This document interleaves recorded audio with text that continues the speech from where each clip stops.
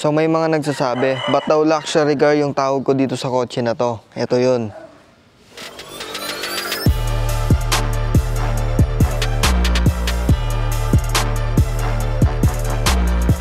First, medium car tong kotse na to. Ibig sabihin, pag pinarehistro mo siya, nasa medium category siya. So it means mas mahal yung rehistro nito kaysa sa mga usual na sedan like Vios, Mirage at iba pa. And second, nasa 2 million plus yung SRP nitong kotse na to way back 2007. So I think that's kind of a luxury price. And third, V6 tong kotse na to.